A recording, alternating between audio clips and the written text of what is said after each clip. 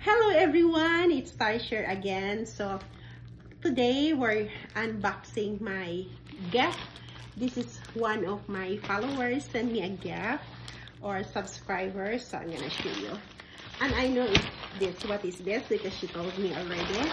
It's a bag, but she doesn't want to mention her name. She said she doesn't like it, so I respect for that. So respeto na nako. So, and it's an Italian bag.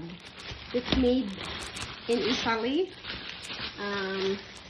She's not a Filipino. She's not, basta dili siya Pinoy. Lain nga lahi. So, and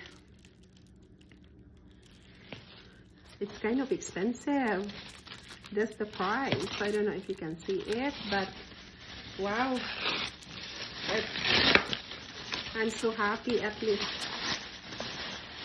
one of my followers loves me, her subscriber. So yeah, it's this, and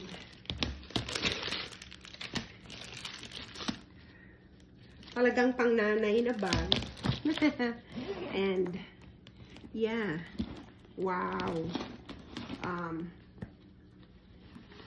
Dash bag. This is the dash bag, and it's made in Italy. And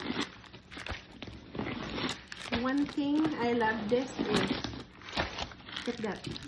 Ang ganda ng loob niya. Yung loob. Super ganda yung loob niya. Yeah. And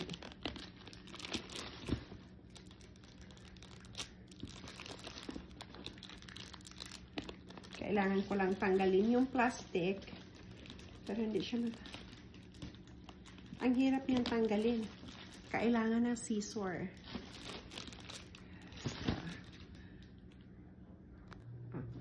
Ako anang tangtangon ang plastic kay lisod siya, tangtangon.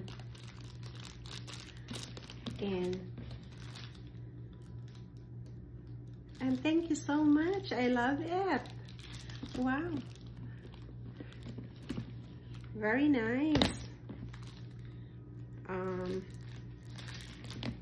May ganito na akong style, pero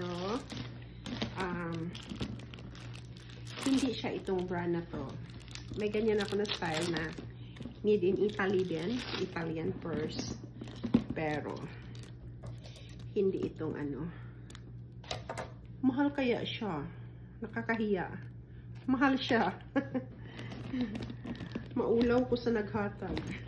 Wa ko nag-expect. Nga. Napa siya mga packet. Pangkuan sa bag. Siya packet diri. Putay na to na din ha. Kanya. Napa di siya dako na zipper. Kanya. Na siya authentication. Nakuan. Ganahan ko sa sulod kay mura siya og unsa ni siya nga tela.